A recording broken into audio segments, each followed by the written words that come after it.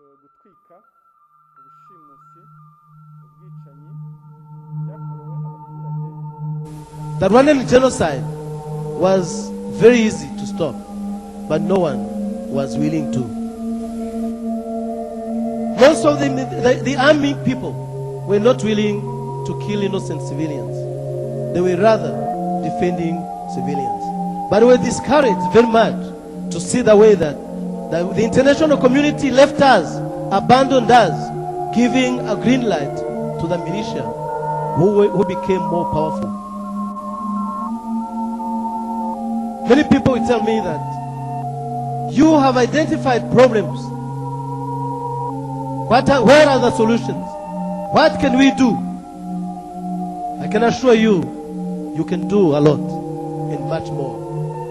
But we need a long-term solution. A long-term solution is to help Africans to get rid of all of those dictators. And I know very well, and each and every one of you knows that behind each and every dictatorship, there is always a Western superpower.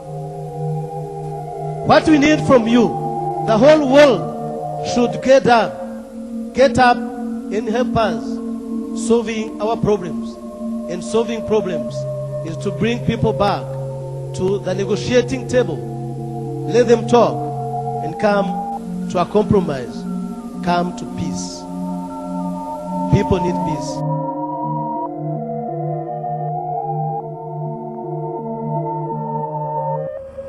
In a small nation like Rwanda, which had 7 million people, an average of 10,000 people are being killed every day. At the end of 3 months, between April 6 and July 4th, 1994, between 800,000 and 1 million people were killed. 1,268 people helped by me, by my hotel, to survive.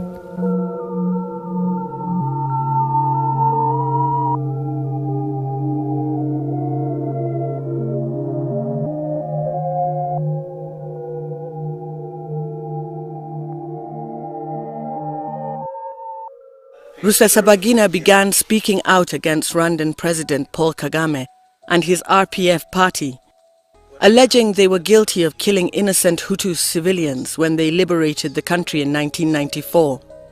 He also accuses the state of interfering in the affairs of Eastern Congo and suppressing freedom of speech. Today, Rwanda is more or less like a simmering volcano.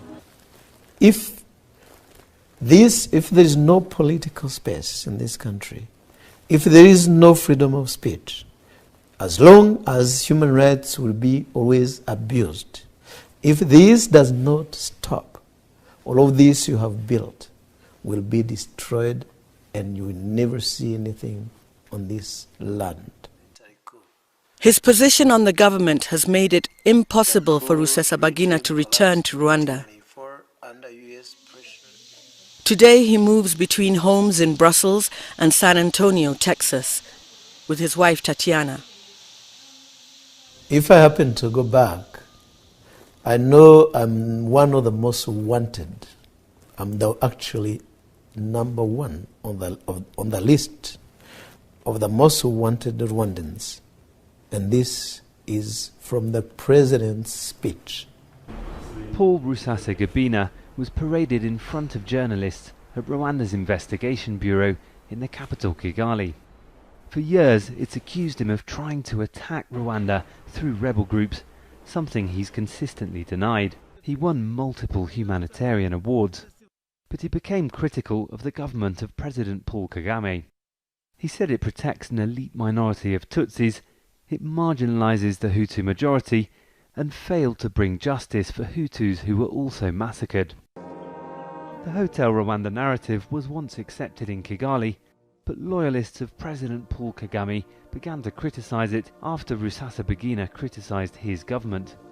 Others who've disputed the official account of the genocide have been killed or jailed. Rusesabagina lived in exile for more than 20 years It's not clear exactly how he ended up back in Kigali in handcuffs. The Investigation Bureau said there was international cooperation, but gave no further explanation. Rusesabagina was hailed as a hero for saving more than 1,000 lives during Rwanda's genocide in 1994. He was the manager of an international hotel where hundreds of people sheltered from massacring soldiers and militia. About 800,000 people died in the killings, the majority of them ethnic Tutsis.